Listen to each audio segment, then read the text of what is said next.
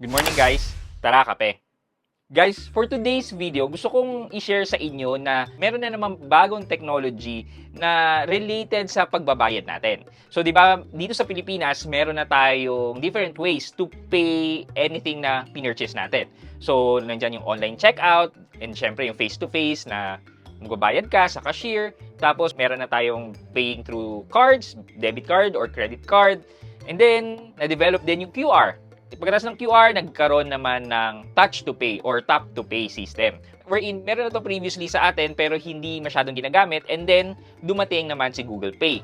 Na-hype ang mga tao sa paggamit nito.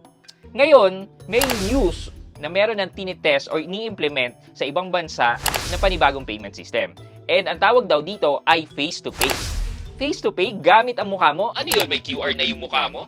Well, somehow gumagamit daw to ng biometrics. Something related to Face ID ng iPhone, di ba? Kapag mag-unlock tayo ng phone, specific naman sa mukha natin na tayo lang talaga ang makakapag-unlock ng phone.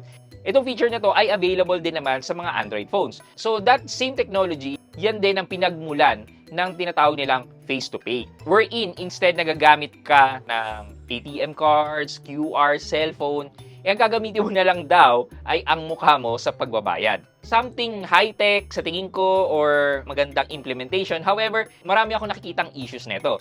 Paano na lang kung naging mobile ang face-to-pay wherein ilalagay na itong face-to-pay sa cellphone? So, kunyari, mag-online checkout ka tapos hanapin mo yung ibang tao, ipapakita mo gano'n yung cellphone para mabayaran. Maraming security issues ang pwede nating maisip dito. But yeah, they're testing it. Di natin alam kung anong mga security features involved here, pero yun yung nakikita kong medyo off dito sa technology na to. But who knows, di ba? Hindi natin alam. Yung paggamit nga ng online banking sa cellphone dati, medyo skeptical tayo mga Pilipino. Pero ngayon, ginagamit na natin siya. So I think okay itong technology na to, but they have to make sure to provide all the safeguard dito sa improvement na ginagawa nila sa technology natin. Kayo, ano sa tingin nyo? Papagamit nyo ba yung mukha nyo, pambayad?